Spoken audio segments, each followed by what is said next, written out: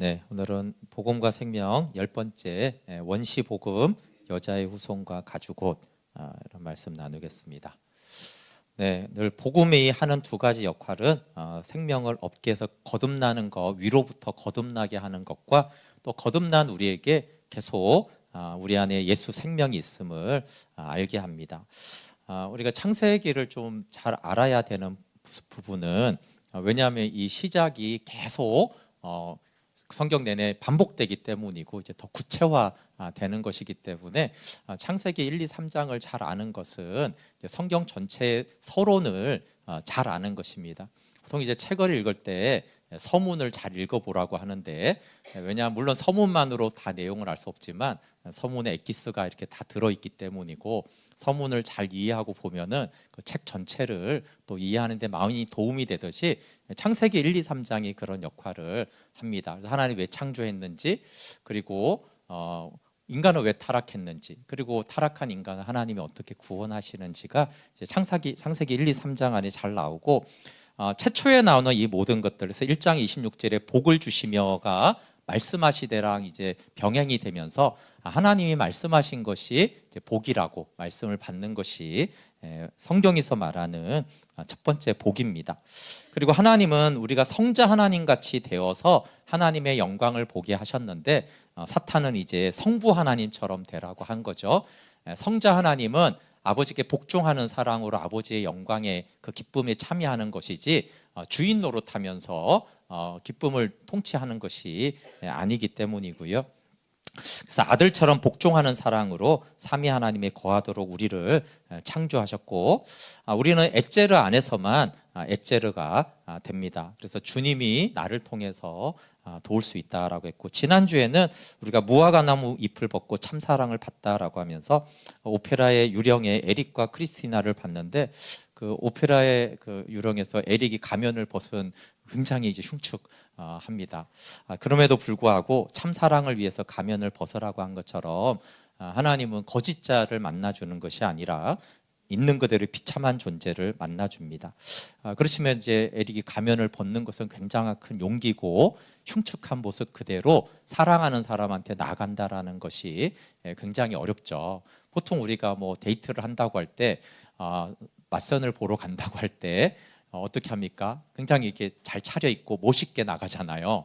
흉측하게 나가지가 않고. 그러니까 우리는 사랑받기 위해서 뭔가가 보란듯해야 된다라는 늘 그런 선입견이 있기 때문에 하나님 앞에서도 자꾸 그러려고 하는 본능이 있습니다. 그런데 참 사랑은 오히려 비참한 모습, 있는 모습 그대로 나아갈 때 하나님은 우리를 받아주시고, 그것을 알게 하는 것이 예수님이 십자가에 달릴 때 하필 알몸으로 벌거벗긴 모습으로 십자가에 달리셔서 우리가 무화과나무잎을 벗고, 나도 용납할 수 없는 나지만 하나님은 그런 나를 용납하신다라는 것을 십자가에서 보여주셨습니다. 그리고 이제 아담을 이렇게 보면 무화과나무 잎을 입고 있는데, 하나님이 이가 어디 있느냐 하니까 내가 벗었다라고 하잖아요, 그렇죠? 그리고 그래서 우리가 화려하게 뭔가를 입고 있지만 벗은 자임을 아는 자가 가죽옷을 입게 되어집니다. 네, 오늘은 원시 복음에 대해서 보려고 하는데, 다시 한번 이제 하나님이 의신 복음은 창세전에 시작된 주시기로 한 은혜라는 것들을 좀 확인하고 창세기를 다시 보려고 하는데요. 네, 우리가 받은 구원은 어쩌다가 지금 받은 게 아니라 창세전에 하나님이 주신 은혜가 있었어요. 그 은혜로 우리가 구원을 받았는데, 디모데후서 1장 9절이 개역개정과 새번역에 이렇게 되어 있습니다. 하나님이 우리를 구원하사 거룩한 소명으로 우리를 부르심은 행위대로 함이 아니고 자기의 뜻과 영원 전부터 그리스도 안에서 우리에게 주신 은혜, 영원 전에 창세 전에 그리스도 예수 안에서 우리에게 주신 은혜가 있었어요. 근데 이제 새번역은 이렇게 번역했는데, 이 은혜는 영원 전에 그리스도 예수 안에서 우리에게 주신 것이다. 그러니까 이 은혜는 영원 전부터 우리에게 주신 것이에요. 그래서 이제 창세전에 하나님이 하신 일이 두 가지가 있잖아요. 하나님이 자기에게 있는 생명을 아들 안에 주셨고, 또 하나는 그 아들 안에 주셨던 생명을 우리에게 주시기로 약속하셨어요. 그러니까 이게 이제 이 두 가지가 하나님이 우리에게 생명 주시기로 약속하신 것이 이제 영원 전에 그리스도 안에서 우리에게 주신 은혜입니다. 그래서 이제 9절이니까 이제 10절에 바로 넘어가면 이제는 우리 구주 그리스도 예수의 나타나심으로 말미암아 나타났으니 그는 사망을 피하시고 복음으로써 생명과 썩지 아니함을 드러내신지라.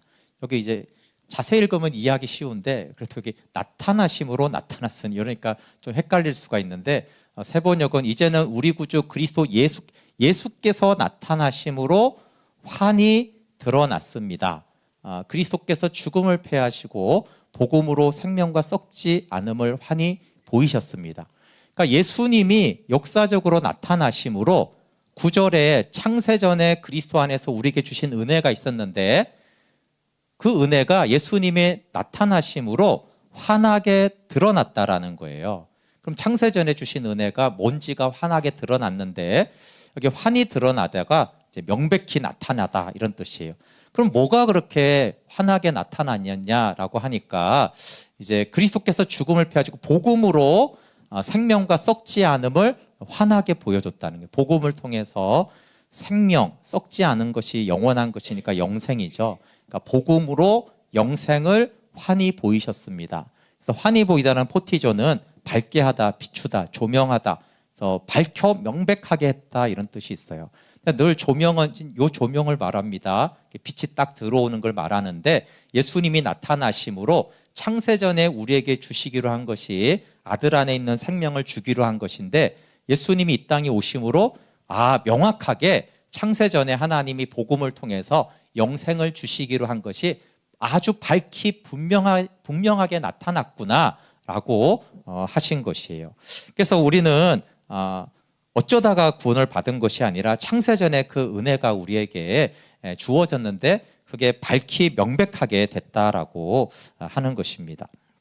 그래서 이제 창세기를 우리가 보는 것은 창세전에 주신 하나님의 은혜가 예수님으로 나타났는데 그 첫 계시가 이제 창세기이기 때문입니다. 네, 그러면서 이제 창세기에는 창조 언약을 맺습니다. 그래서 구약을 관통하는 게 신약까지 사실은 언약입니다. 그래서 성경이 언약이라는 뜻이에요, 그렇죠? 그래서 구약은 옛 언약, 신약은 새 언약. 그러니까 성경은 언약이라는 뜻이에요. 그러니까 물론 언약이라는 한 단어로 다 말할 수는 없지만 그 성경이 뭘 말하냐? 그러면 언약 관계를 말하고 있다라는 것이에요. 십자가 복음이 중요하지 않느냐? 맞습니다. 십자가로 언약을 맺었기 때문에 그런 거예요, 그렇죠? 그래서 구약에도 왜 출애굽을 했느냐? 신에서 언약을 맺기 위해서고, 그 왜 창조했느냐? 그러면 창조 언약을 맺기 위해서 그런 거예요. 그러니까 창조 자체가 목적이 아니라 창조 언약을 맺기 위해서고, 출애굽권을 왜 했느냐? 그러면 신에서 언약을 맺기 위해서고, 왜 십자가의 피로 구원하느냐? 새 언약을 맺기 위해서 우리를 구원하신 거예요. 그래서 이제 언약이라는 것이 창세기부터 중요한 것입니다. 근데 언약은 이제 상호간의 책임을 다 했을 때 이제 의로운 상태가 되는데 이 세상에서는 의인 그러면 행위를 자꾸 말하거든요.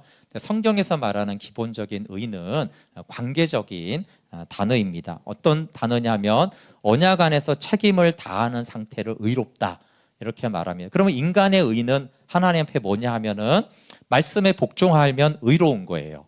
그 하나님은 어떻게 의를 나타내시냐 하면 우리를 사랑하심으로 의롭습니다. 그래서 아버지가 아들을 사랑하는 게 의롭고 아들이 복종하는 게 의 상태인데 마찬가지로 하나님 우리를 계속해서 사랑하는 것이 의로운 것이고 하나님의 의고 우리는 말씀에 복종하는 것이 의입니다. 그래서 이제 양자가 이제 의로우면 그 사이에 화평이 일어나고 화목이 일어나고 그 안에 연합이 일어납니다. 그럼 이제 당연히 불의는 언약 관계에서 책임을 다하지 못하는 거죠. 불의하다라고 성경에서 말할 때는 단순한 죄가 아니라 그 죄로 인해서 언약에 책임을 다하지 못했기 때문에 불의하다고 하는 것입니다. 근데 이제 우리가 알듯이 아담은 이제 불의했잖아요, 그렇죠? 말씀을 어겼기 때문에 불의하게 된 것입니다. 그렇지만 이제 하나님은 영원히 불의하실 수 없기 때문에 아담을 찾아옵니다. 우리 3장 7절부터 9절을 다시 한번 읽어볼게요. 여기는 아담이 의를 깨트렸어요. 언약 관계를 깨트린 상태에서 하나님은 여전히 의롭다라는 것을 보여줍니다. 7절부터 9절 한번 읽어볼게요. 시작. 이에 그들의 눈이 밝아져 자식들이 벗은 줄을 알고 무화과나무 잎을 엮어 치마로 삼았더라. 그들이 그날 바람이 불 때 동산에 거느시는 여호와 하나님의 소리를 듣고 아담과 그의 아내가 여호와 하나님의 낯을 피하여 동산 나무 사이에 숨은지라. 여호와 하나님이 아담을 부르시며 그에게 이르시되 내가 어디 있느냐. 이거는 굉장히 자연스러운 게 아니에요.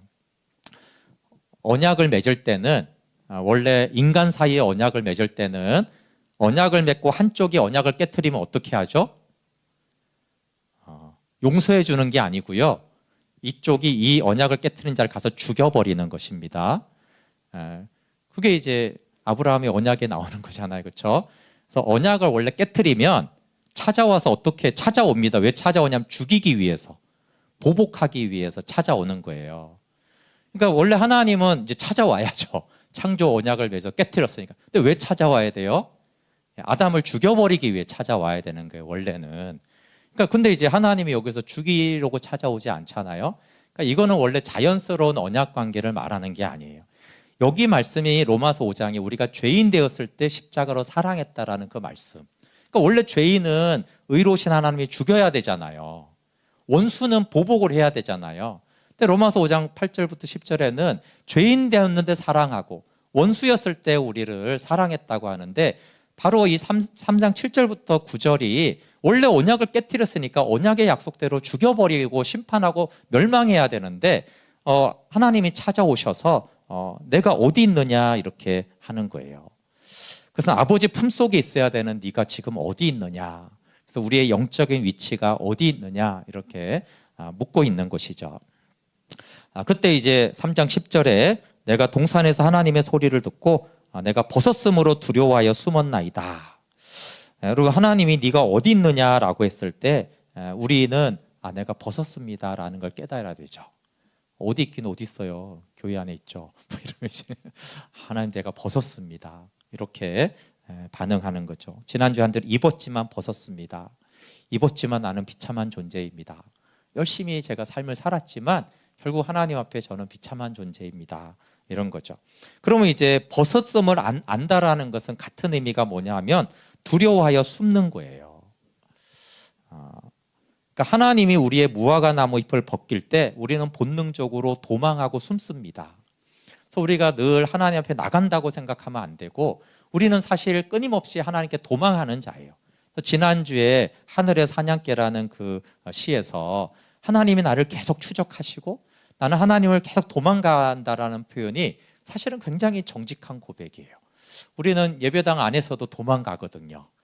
말씀을 들으면서도 때로는 도망하고 그것이 이제 듣기 싫기도 하고 뭐 딴지 걸기도 하고 성경대로 틀려서 그러는 게 아니라 맞는 말씀인데도 괜히 내 마음이 불편할 때 그 예배하고 있는 순간에도 사실은 내가 도망하고 있는 거예요. 계속해서 도망하고 나는 저 말씀을 맞지만 저 말씀대로 살 수는 없어. 이런 모든 것들이 사실은 계속해서 도망하고 있는 상태입니다. 그래서 하나님으로부터 도망하는 자는 사실 십자가에 못 박히기 싫어하는 것인데 지난주에 내 머리를 쓰다듬는 그 손그림자를 만났을 때 생명을 얻습니다. 그러니까 두려워하여 숨었습니다라고 하면서 이제 3장 우리 11절 12절을 보면은 아담이 이제 범죄한 다음에 어떻게 되냐면 두 마음이 된다라는 걸 볼 수 있어요. 그래서 범죄한 모든 인간은 하나님 앞에 비록 나올지라도 사실은 두 마음의 상태가 됩니다. 우리 11절 12절 같이 한번 읽어볼게요. 시작.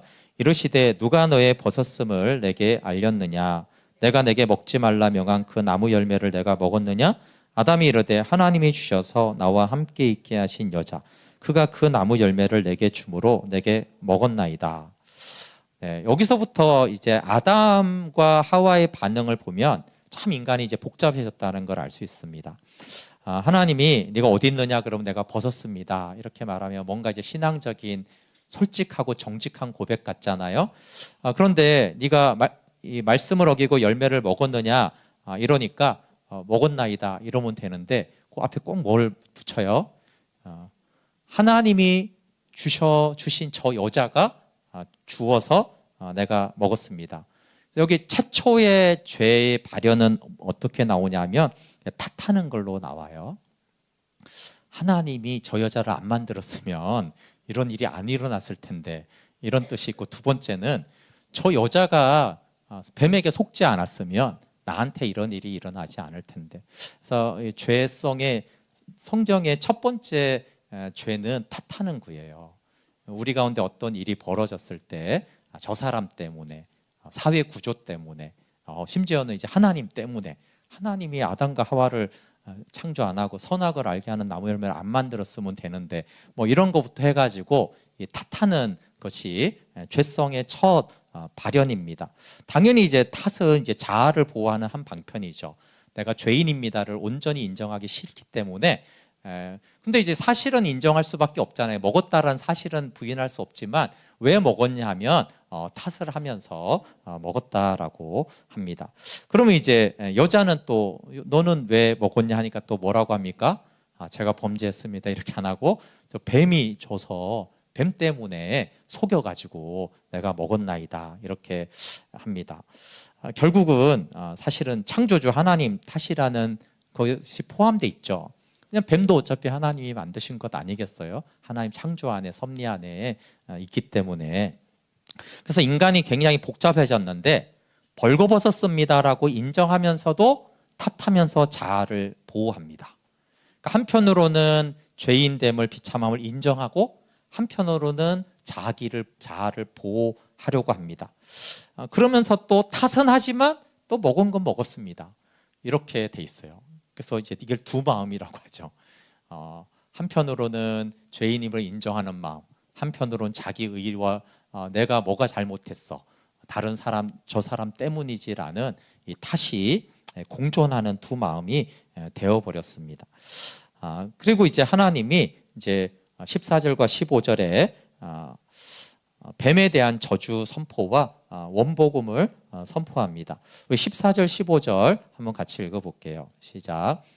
여호와 하나님이 뱀에게 이르시되 내가 이렇게 하였으니 내가 모든 가축과 들의 모든 짐승보다 더욱 저주를 받아 배로 다니고 살아있는 동안 흙을 먹을지니라.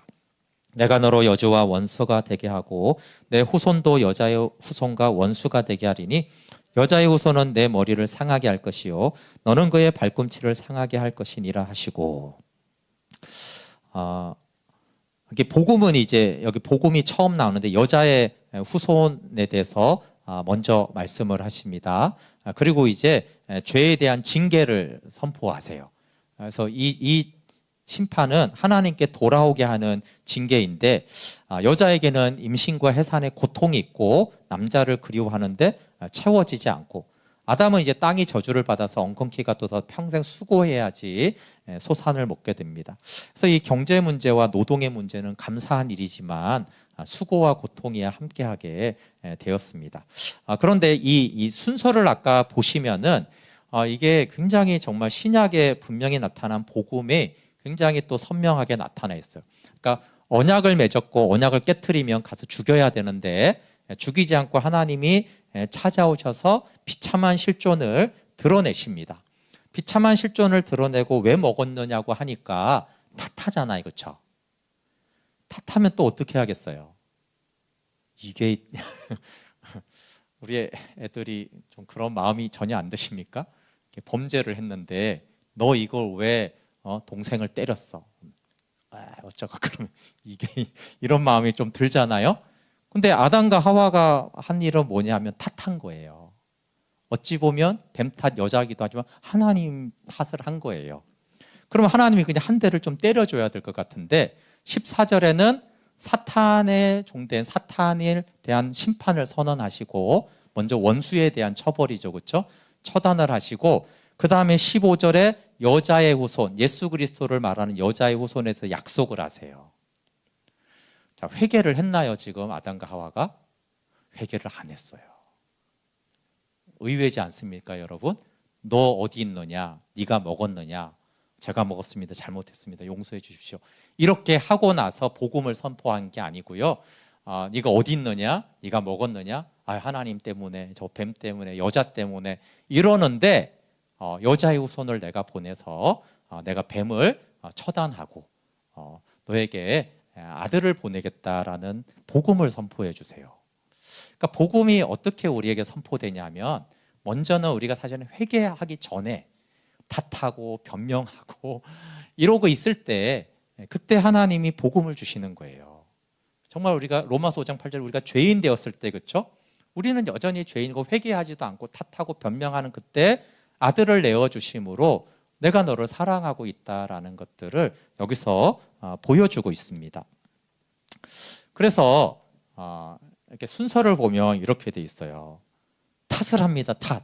그 전에 죽여야 되는데 죽이지 않고 기회를 줬더니 또 탓을 하네요. 그러니까 이제 오히려 복음을 선포해 주세요. 예수 그리스도에 대한 복음, 여자의 후손을 선포해 줍니다.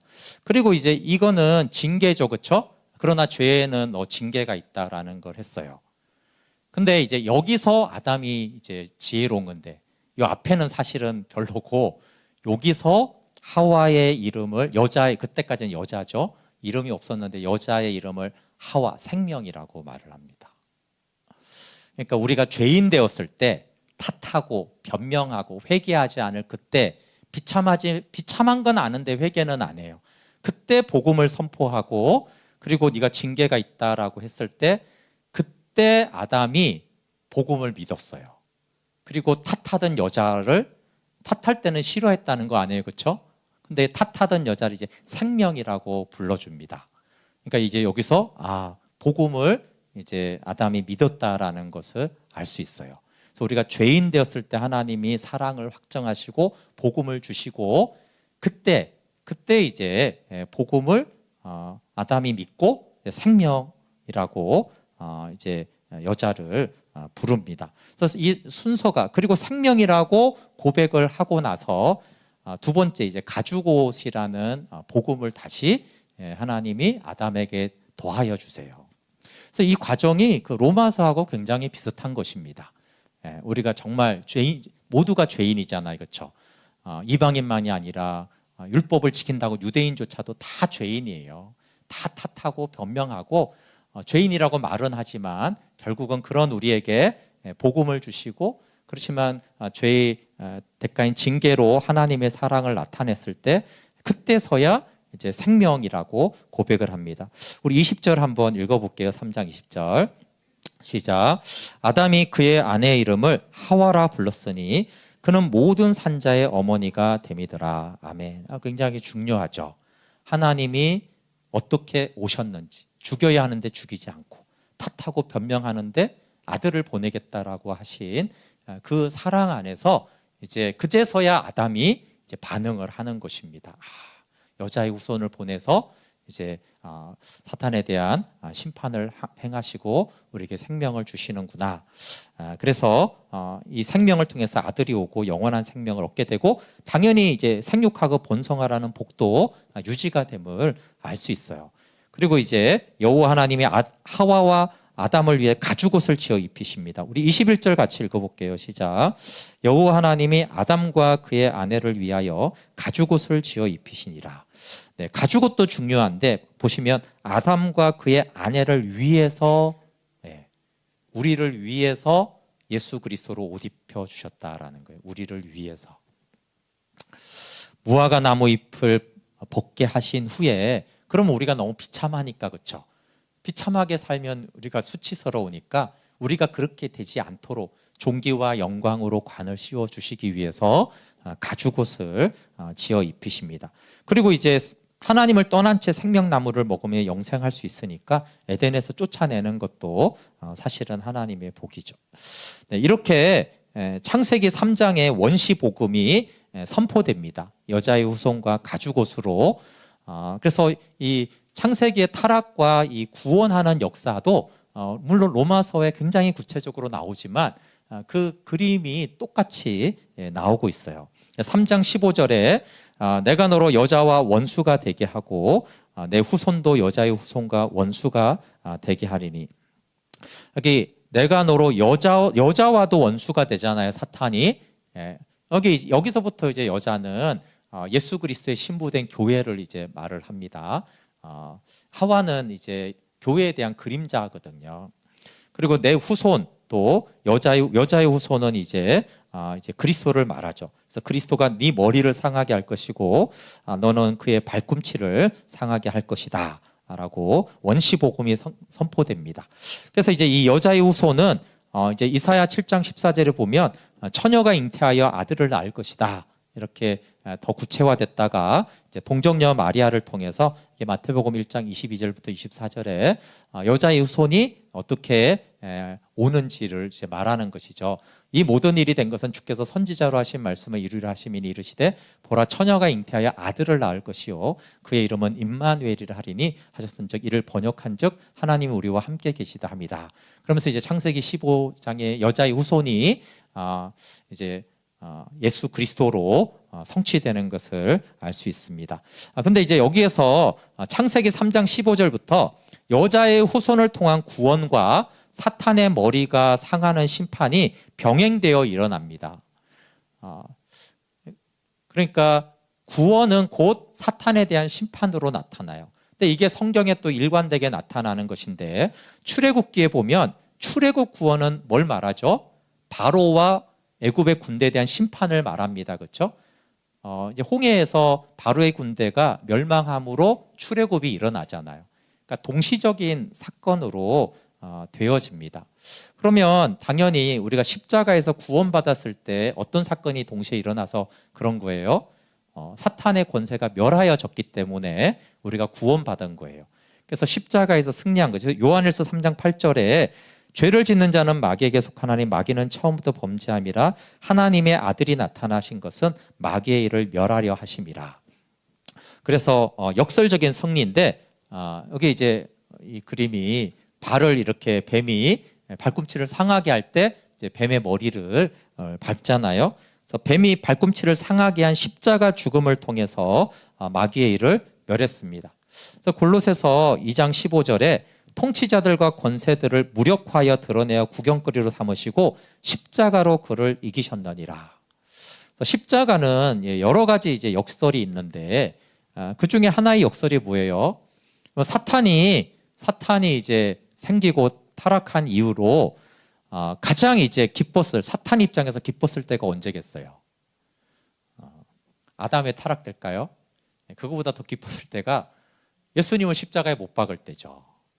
하나님의 아들을 내가 십자가에 못 박아서 죽을 때 그때 막 얼마나 승리의 함성을 외쳤겠어요. 물론 아담이 타락했을 때도 좋았겠죠. 왜냐하면 사람을 자기 종으로 삼을 수 있으니까. 근데 내가 드디어 하나님을 이겼다라고 했을 때, 하나님을 내가 정복했다라고 했을 때 사탄이 가장 승리를 외치는 그것이 십자가예요. 그래서 십자가 고난이 시작되면서부터 사단은 너무나 이제 기쁘기 시작해가지고 십자가에서 예수님이 죽으실 때야말로 이제 사망을 통해서 내가 이겼다라고 선언을 하는 그 순간에 이제 사탄의 승리가 선포하는 순간인데 사탄 입장에서. 근데 골로새서 2장 15절은요 그 십자가로 사탄을 승리했다라는 거예요. 십자가로 사탄이 깨졌다라는 거예요. 이 말이죠, 그렇죠? 뱀의 입장에서 드디어 내가 하나님의 아들을 잡았다, 하나님의 아들을 이겼다, 정복했다라고 한 그 딱 무는 순간이 이제 십자가인 것인데, 근데 이제 그 무는 순간 이제 머리를 밟힌 거잖아요, 그렇죠? 그러니까 십자가라는 것은 굉장히 그 역설적인 승리가 있는 것입니다. 근데 이것은 예수님만이 아니라 이제 우리도 마찬가지인 거예요. 우리가 십자가를 진다라거나 자기를 부인한다거나 십자가에 못 박힌다라는 그 이미지가 뭔가 기분이 좋으세요? 이거 패배하는 느낌이 사실은 드는 거예요. 느낌적으로는 그렇다는 거죠. 근데 그 십자가의 승리의 원리 때문에 그렇게 십자가에 못 박히고 그렇게 자기가 부인되어지고 나를 잃어버리는 그 순간이 마치 그냥 느낌적으로는 십자가를 외형적으로 봤을 때는 사탄이 승리하는 것 같잖아요. 근데 그 십자가로 완전히 승리했듯이 사실은 영적으로도 우리가 그렇게 할 때 이거 뭔가 좀 기분이 안 좋은 것 같다라고 하지만 그때 사실은 그것을 통해서 십자가에 연합될 때 마귀는 무장해제가 되어집니다. 그리고 당연히 이제 가죽옷은 예수님의 희생적 죽음을 예표합니다. 아내 이름을 하와라고 부르니까 이제 가죽옷을 지어 입혔죠. 이게 아담의 신앙 고백이고, 가죽옷은 공의와 구원의 옷이고 그리스도의 옷입니다. 그래서 갈라디아서 3장 27절에 누구든지 그리스도와 합하기 위하여 세례를 받은 자는 그리스도로 옷 입었다라고 하고, 가죽옷은 예수님의 십자가의 죽으심과 장사됨과 부활을 말합니다. 왜냐하면 가죽옷을 만들려면 어떻게 해야 돼요? 동물이 죽어야 되죠, 그렇죠? 아마 양이겠죠. 근데 창세기는 안 나오지만 동물을 당연히 죽여야지고 피가 흘려져야지만 가죽옷을 이제 지어 입히시기 때문에 가죽옷을 지어 입혔다라는 것은 예수님의 십자가의 죽으심과 장사됨에 대한 메시지가 되는 거예요. 그래서 이제 복음은 창세기에부터 이미 이제 나오는데 두 가지로 정의되죠. 첫 번째 복음은 하나님의 아들 예수 그리스도이십니다. 로마서 1장 2절부터 4절. 근데 이게 이제 여자의 후손으로 예표가 됐고 이제 아들을 통해서 확정이 되었고, 두 번째 복음은 뭐냐 하면 그의 메시아적 행위고, 그의 메시아적 행위는 예수님의 죽으심과 장사됨과 부활과 현현인데, 가죽옷, 동물의 피가 만약에 양이라면 양이 피를 흘려서 그 가죽옷으로 옷 입혀 주신 것을 말합니다. 그래서 이 복음을 믿을 때, 예수 그리스도와 그의 메시아적 행위를 우리가 믿을 때 우리가 영생을 얻습니다. 창세전에 주시기로 한 영생을 얻게 되는 것이죠. 그래서 십자가, 기독교 구원의 내용은 죄사함과 영생입니다. 처음에 창조전에는 생명 주시기 위해서 아들의 형상대로 아담을 창조했습니다. 그래서 만약에 죄가 없어도 타락하지 않아도 아들은 오셔야 되죠, 그렇죠? 왜냐하면 아들이 생명을 주기 때문에 그렇습니다. 그래서 우리가 타락해서 아들이 온 것이 아니고 타락하지 않아도 아들 안에 있는 생명을 주시기로 약속했기 때문에 아들이 오셔야 됐고 그 아들을 믿어야지 그 아들 안에 있는 생명을 얻는 것이에요. 그런데 이제 인간이 타락을 했잖아요, 그렇죠? 그러니까 이제 죄 문제를 해결해야 되기 때문에 죄 문제를 해결하시고 창세전에 약속한 생명을 주게 되었습니다. 그러니까 이제 구원이 뭐냐라고 그러면 죄 사함과 영생인 거예요. 근데 이걸 구분할 필요는 없지만 죄 사함과 영생 중에 어느 쪽에 더 무게가 실려야겠어요? 죄 사함이겠어요? 영생이겠어요? 영생입니다. 왜 그렇죠? 영생은 창세 전에 우리에게 주시기로 한 게 구원이에요. 근데 중간에 아담이 타락해 버렸네요, 그렇죠? 타락했어요. 타락을 했기 때문에 죄 사함을 받아야지 영생을 주게 됐어요. 그러니까 당연히 죄 사함이 구원의 내용의 전부일 수는 없죠. 죄 사함만 받고 영생을 못 얻었다. 그거는 복음이 아니고 하나님의 창세전에 주시기로 한 은혜가 아닌 거잖아요, 그렇죠? 원래 창세전부터 생명 주려고 하신 거예요. 근데 죄가 있으면 생명을 줄 수가 없기 때문에 죄를 사해 주시고 생명을 주신 거예요. 그러니까 우리가 예수님의 십자가와 부활로 얻은 구원의 방점은 생명 얻는 거예요. 근데 물론 당연히 타락했기 때문에 죄 사함이 굉장히 이제 중요한 구원의 은혜입니다. 근데 이제 이걸 제가 말하는 거는 한국 교회 전반적으로는 둘 다를 당연히 말하는데 이 죄 사함에 좀 더 방점을 둔단 말이에요. 죄 사함 타락했는데 아담에서 우리가 이렇게 저주받고 병들고 죽게 되고 지옥 가게 됐는데 죄 사함 받았어. 이게 좀 복음에 좀 많은 것 같고 생명 얻었다 이렇게 하는 부분이 좀 그런 경향이 있잖아요, 그렇죠? 근데 창세전부터 쭉 보게 되어지면 영생이 굉장히 구원의 핵심인데 타락한 이후로 죄 사함은 굉장히 중요하게 되어졌어요. 그래서 죄 사함과 영생이 구원의 내용이고 방점을 찍는다라며 영생을 얻은 것에 있다. 그래서 요한복음 17장 3절에 현재 누리는 영생은 유일하신 참 하나님과 그가 보내신 자 예수 그리스도를 아는 것이다. 교제와 사귐이다라고 한 것이에요. 그래서 예수님과 연합되었을 때 우리가 죄에 대해서 죽고 장사되는 것과 함께 이제 영원한 생명을 얻습니다. 구약의 모델을 보아지면 아까 출애굽과 신의 산 언약입니다. 그러니까 창세기는 타락과 여자의 후손과 가죽옷을 입히는 것이 창세기에 나온 이 그림이 이제 출애굽기로 가면 출애굽과 이제 신의 산 언약이 나오는데 유월절과 출애굽은 뭘 말합니까? 유월절과 출애굽은 유월절 어린 양 피니까 피 흘림은 이제 죄 사함을 말하고 출애굽에서 구원이라는 것은 애국과의 분리를 말합니다. 그렇죠? 옛 세상과 옛 사람과의 분리면서 죄 사함에 방점이 있는 거예요. 그럼 신의 산 언약은 뭐에 방점이 있냐면 신의 산 언약은 생명 얻어서 교제하는 것을 방점인 것이에요. 그래서 하나님과 현재적인 교제를 누리는 연합관계로 들어가는 것이 신의 산 언약으로 나옵니다. 우리 24장 7절부터 11절 한번 같이 읽어볼게요. 네, 이게 이제 이 언약을 위해서 출애굽을 한 거죠. 생명의 영역입니다. 같이 한번 읽어볼게요. 시작. 언약서를 가져다가 백성에게 낭독하여 듣게 하니 그들이 이르되 여호와의 모든 말씀을 우리가 준행하리이다. 모세가 그 피를 가지고 백성에게 뿌리며 이르되 이는 여호와께서 이 모든 말씀에 대하여 너희와 세우신 언약의 피니라.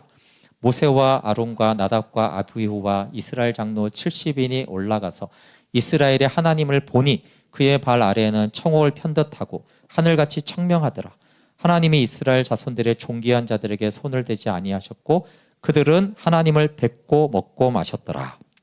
네, 출애굽 후에 언약서를 가져다가 그죠? 언약을 맺게 하는 이제 언약서를 딱 가지고, 근데 언약이 뭘로 맺어지냐면 언약의 피로 맺어집니다. 그리고 언약의 피가 이제 맺어지고 나니까 어떻게 되냐면 하나님을 보고 먹고 마셨다 그래요.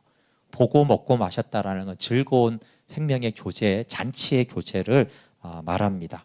그러니까 당연히 이제 탕자가 아버지 잔치에 들어가는 보고 먹고 마셨다라는 것을 말합니다. 그러면 이제 옛 언약과 새 언약이 어떻게 연결이 되냐면은 새 언약도 언약의 피, 근데 언약의 피가 뭔지가 이제 신약에 보니까 예수 그리스도의 피라고 하는 거예요.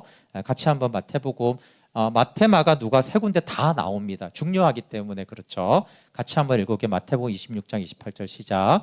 이것은 죄 사함을 얻게 하려고 많은 사람을 위하여 흘리는 바 나의 피 곧 언약의 피니라. 예, 나의 피를 뭐라고 해요? 언약의 피라는 거예요. 근데 우리가 그러니까 이 피를 당연히 죄 사함의 피도 엄청 중요한 거 맞죠? 근데 의외로 예수님의 피가 언약의 피라는 걸 생각보다 잘 생각하지 못해요. 근데 예수님이 직접 말했잖아요. 내 피는 언약의 피다. 언약의 피다 이렇게 말해요. 그래서 예수님의 피를 생각할 때 언약의 피인 거예요. 언약의 피기 때문에 히브리에서 뭐라고 하냐면 내 피를 힘입어 성소에 들어가는 거예요. 예. 언약을 누리게 하는 피다라는 거예요. 그래서 히브리서는 피를 언약의 피로 계속 보는 거예요. 죄 사함을 넘어서는 언약을 누리게 하는 피로 계속 예수님이 그렇게 말씀하셨기 때문에 그래요. 그렇죠? 예, 마가복음 14장 24절 읽어볼게요. 시작. 이르시되 이것은 많은 사람을 위하여 흘리는 나의 피 곧 언약의 피니라. 네, 십자가를 바로 지기 전에 계속 이렇게 말하잖아요. 나의 피는 언약의 피다 이렇게 말을 해요. 누가복음 22장 20절 읽어볼게요. 시작. 저녁 먹은 후에 잔도 그와 같이 하여 이르시되 이 잔은 내 피로 세우는 새 언약이니 곧 너희를 위하여 붓는 것이다. 네, 내 피로, 예수님의 피로 뭘 세워요? 새 언약을 세운다고요. 새 언약을 맺게 하는 내 피다라고 말해요. 그러니까 예수님은 자신의 피에 대해서 가장 많이 강조한 게 오히려 언약의 피라고 강조한 거예요. 언약 관계를 맺어주게 하는, 언약 안에 거하도록 하는 피가, 언약을 맺게 한 피가 내 피다라고 말씀하십니다. 그러니까 이 피를 이제 먹고 마셔라, 살을 먹고 마시라 여러 번 말씀하시고, 언약을 체결한 후에는 아까 구약에서도 하나님을 뵙고 먹고 마시잖아요. 그렇죠? 그거를 이제 아버지와 아들을 아는 영생의 교제로 말씀하고 하나님의 영광을 보는 것으로 말씀하고 있습니다. 그래서 이 창세기에 나타난 이 그림이 이제 구약 전체와 신약까지 이어진다라는 것을 알 수 있습니다. 그래서 처음부터 여자의 후손과 가죽 옷을 통해서 다시 우리를 생명으로 언약 안으로 부르셨습니다. 우리 함께 같이 찬양하고 기도할게요.